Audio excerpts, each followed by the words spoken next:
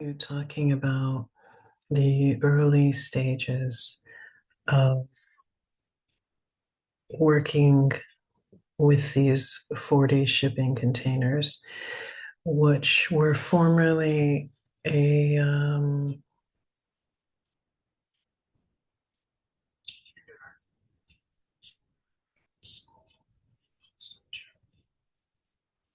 shipping containers had been donated. And I think where I'd like to start with is if I were to do it again, how would I suggest looking at this type of situation?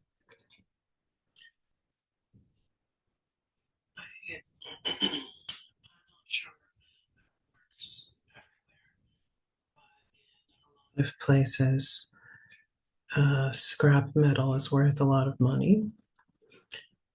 And in developing countries or in more hustler type culture where people really have to think about how they get by,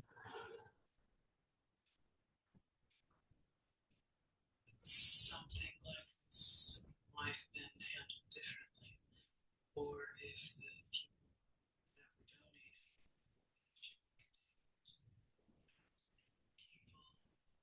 were less privileged and thought less of the scenario as they're giving me something and doing me a favor, and what can they get out of it?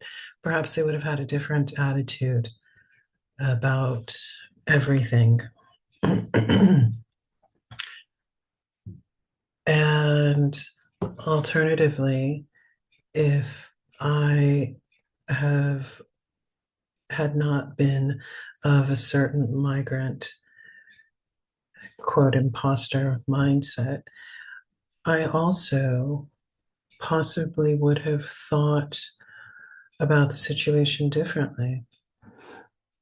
Going into the meeting knowing that the school was willing to pay someone to take these containers away and to demolish them so that they could be dismantled. If I were to be in such a situation again, I would want to offer myself, my services, including my coordination capacities, as someone that they had to pay to do this. If you want to discard large metal objects, yeah, it's scrap metal. It's also an expensive process, and there are all kinds of laws and regulations related to it. I wish also that I had insisted on protective clothing, air filtration, masks, so many other things that I just didn't know about. I knew a lot of principles, and I knew that when you walk in this building, everything that you see before you is a building material. Historically speaking, peoples did not waste the past the way that we do today. I am quite familiar with action archaeology and creative anthropology and rebuilds of the past. And the materials of bygone eras are precious things as we record material culture for posterity. So I wish that I had been able to put all of these things together. That one, my effort is valuable, my body is precious, my body should be treated carefully, and I shouldn't have to fight about it.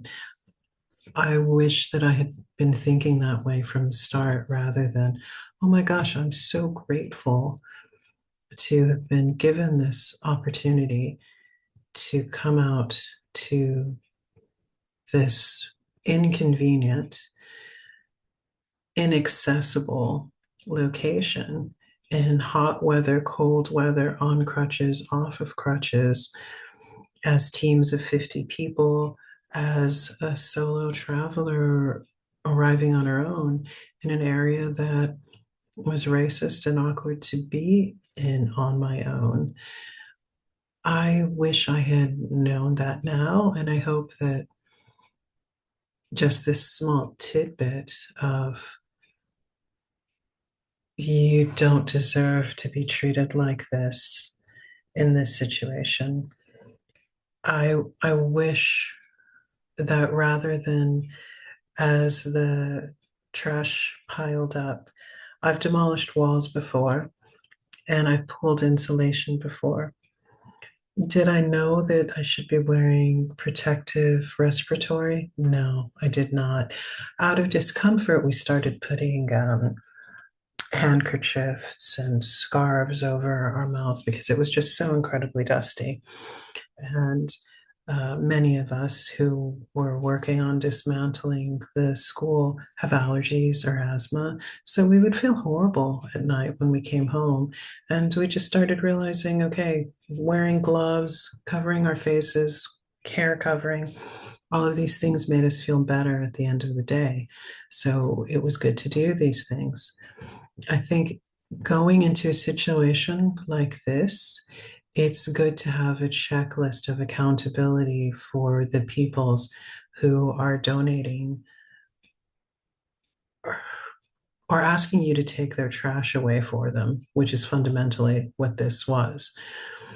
There should be a checklist. The second that you walk in the door, you have to register. I've walked through a door. This door has to be dismantled. Um, when the buildings are being broken apart and you have worked for months, there have been thousands of human hours. It's good to have triple assurances. It's good to have longer conversations, possibly accusatory conversations, and to be willing to let it go before the effort is piled up to too much of a to thousands of human hours.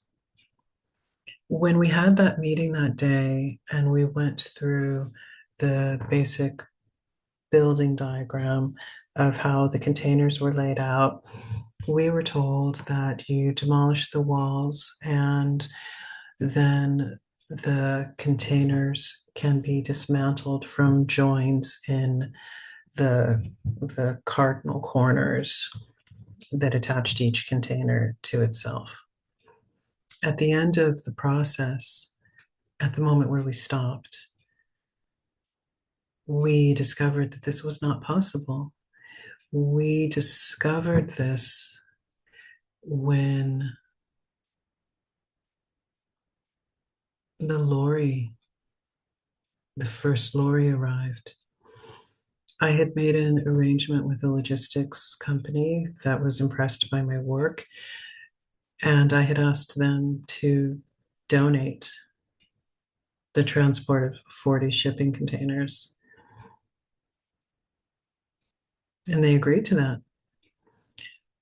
As we started having questions which I couldn't answer, because although I know a lot about shipping containers, there's knowing a lot about shipping containers in the context of having worked on shipping container builds that no builder would call a build. It's just glorified squatting. If you're a builder and you know how to really put together a structure, my knowledge was vast and extensive, but it wasn't.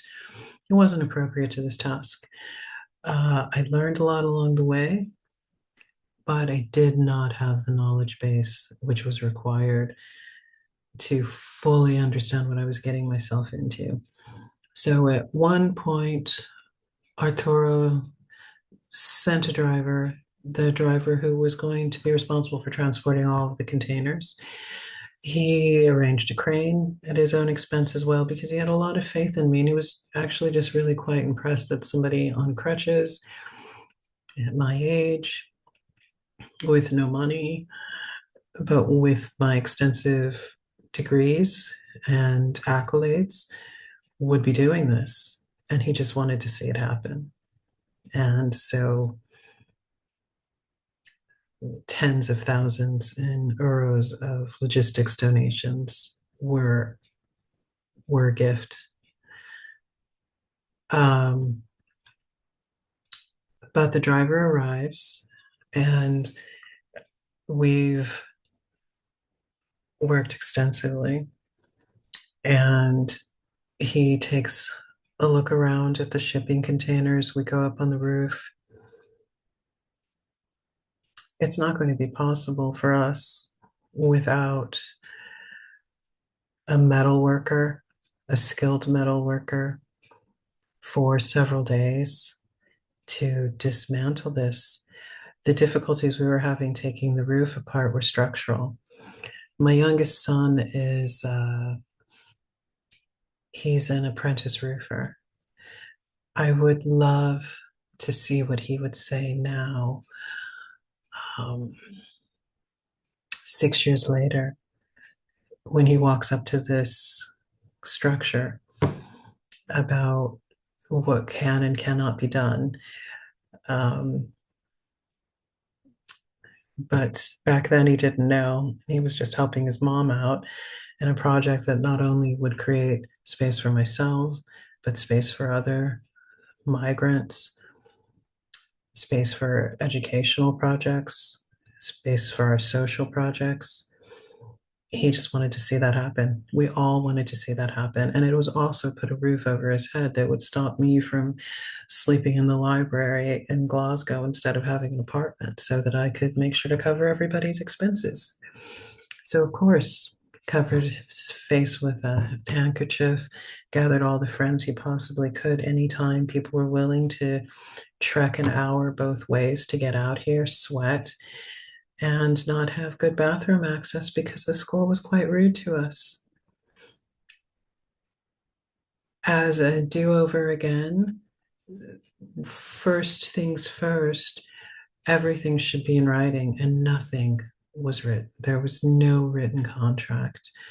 There were emails stating that the containers had been given to me, but sometimes there were encounters with suspicious locals of all of these Black people, all of these Arabs, all of, all these migrants converging around this fancy school after hours because they didn't want us banging on the walls during school hours.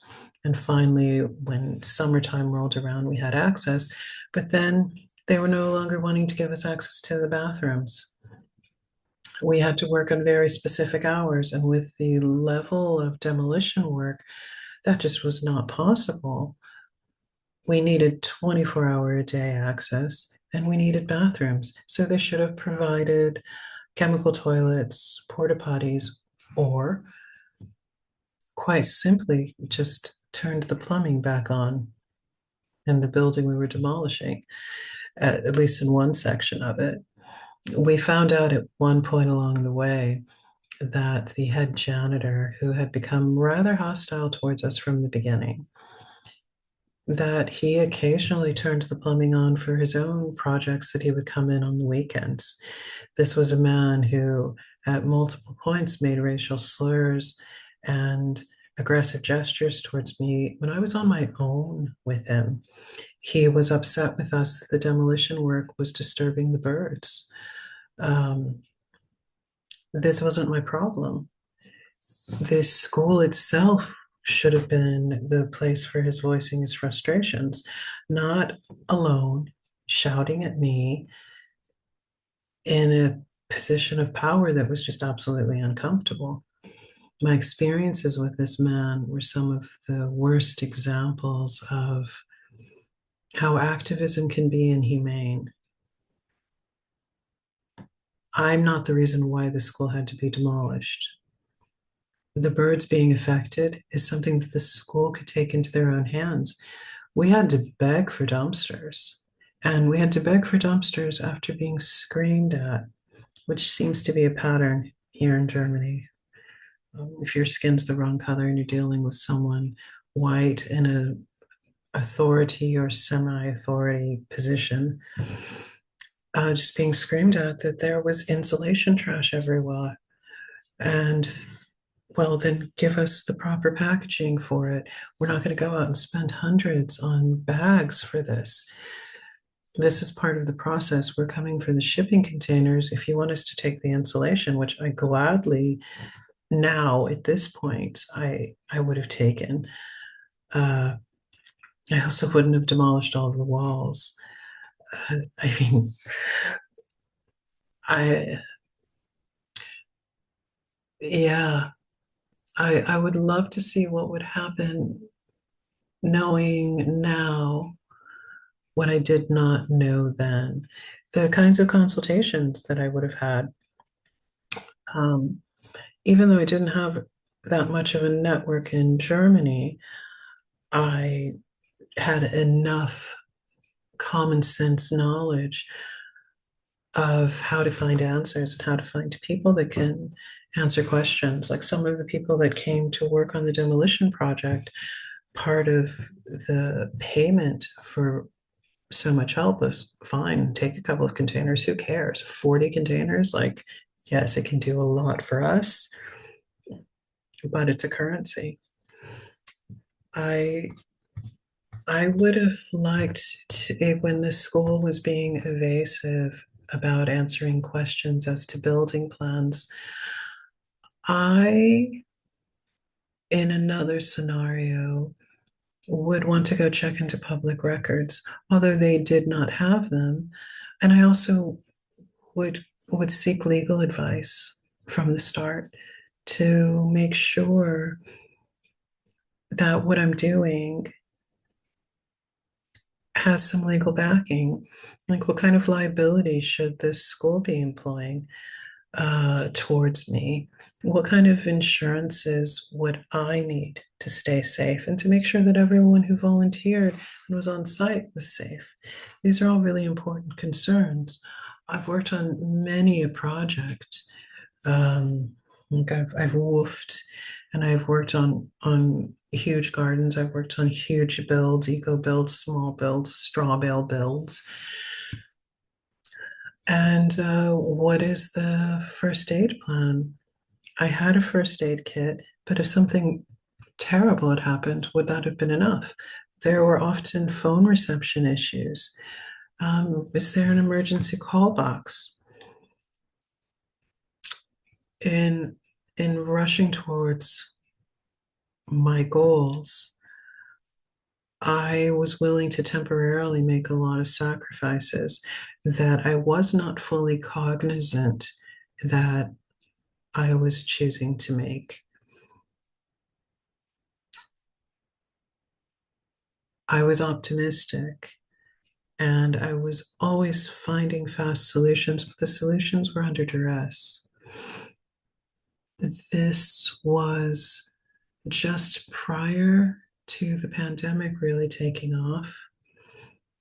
And I was living in temporary accommodations, some accommodations that lasted 3 weeks, 4 weeks, 5 weeks, some maybe 2 months. But I was constantly mobile. I was having surgeries and physiotherapy.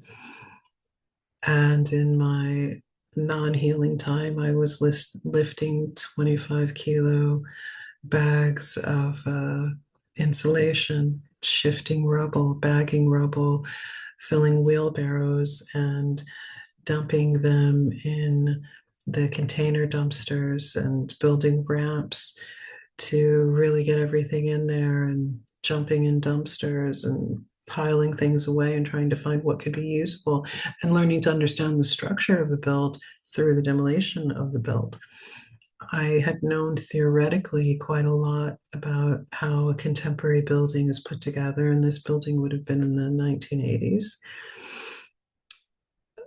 But when you're working with straw bales, it's not quite the same as drywall and metal framing. Uh, there was a day when we came in and the shipping containers were flooded. We had, as I began looking around at all of the building materials that were usable and piling up, one of my concerns was with the radiators.